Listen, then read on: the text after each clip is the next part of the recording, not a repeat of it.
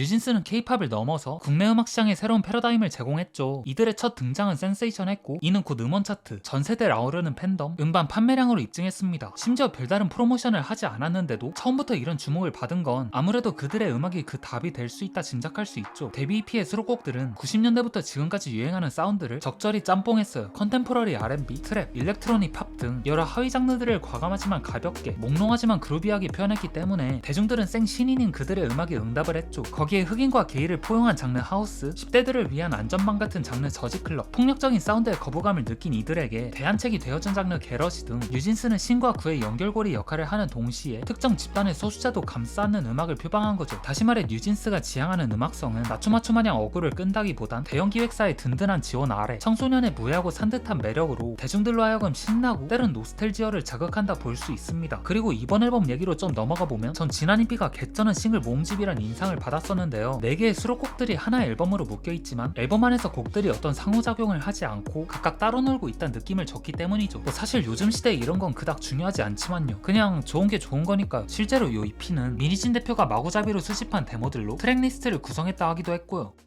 사탕을 찾는 baby 내 맘은 설레 easy question drop the question 'cause I know what you like boy 식사는 없어 배고파도 음료는 없어 목말라도 Hey I'm not gonna be the one to get hurt Hey.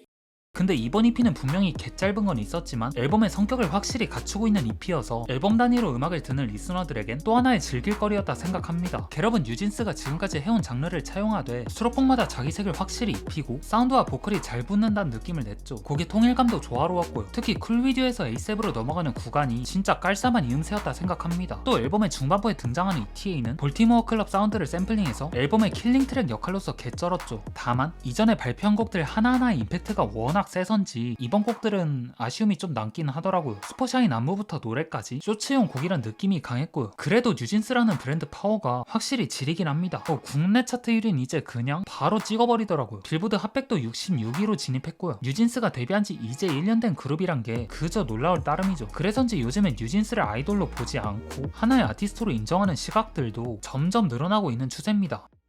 super shot but wait a minute while I make you mine 내 생일 파티에 나오면 뭐던 그날까지 네가 엄청 혼났던 그날 지원이가 이친이랑 여친 그날 그래서 you and me switched it up who's this 들어봐 new jeans so fresh so clean 근데 저는 이 과정에서 이상하면서도 흥미로운 현상을 발견했는데요. 몇몇 다른 걸그룹들을 콕 집어 비교를 해가면서 뉴진스와 그들을 은근히 분리시키려는 그런 이들이 생겨난걸요. 근데 이런 현상이 어떻게 보면 정말 자연스럽다 할 수 있습니다. 미니진 대표는 정반합의 논리를 앞세워서 뉴진스와 다른 아이돌의 차별성을 뒀어요. 지금 걸그룹들이 밀고 있는 특정 세계관과 걸크러쉬 컨셉을 내세우기보단 누구나 공감할 수 있는 10대 이미지로 메인스트림을 역행함으로써 성공을 거둔 거죠. 사람들이 항상 빵빵한 사운드를 가진 음악만 소비하는 것도 아닐 뿐더러 그것으로부터 얻는 피로감도 있다 보니 오히려 별다른 걸 하지 않는 뉴진스가 걸그룹계의 이단화 같은 존재로 다가온 거예요. 근데 이처럼 뉴진스가 K-팝 시장에서 아이코닉하다 보니 이걸 다른 4세대 걸그룹들과 비교를 해가면서 그들을 은근히 괄시하는 부류도 생겨난 거죠. 뉴진스만이 K-팝의 미래다. 난 뉴진스 말곤 인정 안 한다. 뭐 이런 식의 뉴진스에 대한 삐뚤어진 우월의식을 가진 일종의 힙스터들이 생겨난 거예요. 뉴진스가 다른 4세대 걸그룹들과는 다르게 비주류의 길을 간다는 명분 하나로요. 물론 힙스터가 나쁘다는 건 아닙니다. 그들 덕에 비주류의 것을 주류로 만들어 소수의 사람들만 즐기던 문화나 사상 같은 걸 다수가 함께 공유하고 향유하게 되는 사례도 많았으니까요. 친환경 제품, PBR&B, 에어팟, 스트릿 패션 등이 그 예죠. 다만 이 과정에서 메인스트림의 것을 무시, 특히 그 대상이 인격을 지닌 사람일 경우에 문화 전체의 질을 낮추는 최악의 결과를 초래할 수도 있다고 생각합니다. 뉴진스 빼고 다른 애들 다 거기서 거기 아니요? 라는 말이 일반적인 인식으로 받아들여지게 되면 각 팬덤끼리의 싸움은 더욱 과열되면서 결국 누가 더 낫네 같은 의미 없는 말다툼만 빈번해질 거예요. 물론 싸움 구경이 제일 재밌게 뉴진스를 제작한 미니진 대표가 거의 20년 가까이 함께한 SM을 퇴사하고 자기 회사를 설립한 이유는 다음과 같습니다. 주류 시장에 없었던 새로운 음악과 새로운 비전을 대중들에게 제안하고 싶은 열망 때문이라고요. 전형적인 가창 스타일과 멜로디 전개 방식, 고음의 필수 불가결성, 억지스럽게 껴넣은 랩파트 등 미니진 대표는 일률적인 K-팝 작법에 대해 심한 거부감을 느꼈죠. 그래서 이런 요소들을 모두 빼고 탄생한 그룹이 뉴진스입니다. 위의 말들로 봤을 때 미니진 대표는 K-팝 시장이 굴러가는 방향성에 환멸난 사람처럼 보입니다. 그러나 미니진 대표는 이런 K-팝의 문제점이라고 할 수 있는 것들에 이끌리는 사람들의 취향도 존중한다 말하죠.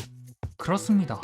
어떤 문화를 즐기는데 가장 밑거름이 되는 건 서로에 대한 존중이에요. 저도 발라드 랩으로 힙합에 입문했지만 현재는 발라드 랩을 좋아하지 않습니다. 뭐 힙스터 혹은 힙질이 마인드가 생긴 거 아닐까요? 하지만 전 발라드 랩을 하는 아티스트들을 전적으로 매우 존중합니다. 그게 상업적으로 큰 이익을 남길 수 있고 정말 자신이 추구하는 음악성이 그쪽일 수 있으니까요. 그리고 요즘 아이돌의 파트 구성, 필수 요소들은 미니진 대표 말대로 예전과 같은 기조를 유지하고 있지만 프로덕션의 퀄리티 자체는 대폭 상승했다 생각합니다.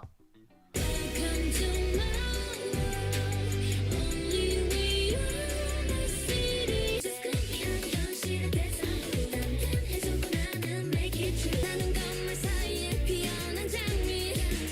상막한 이 도시 아름답게 물들 때까지.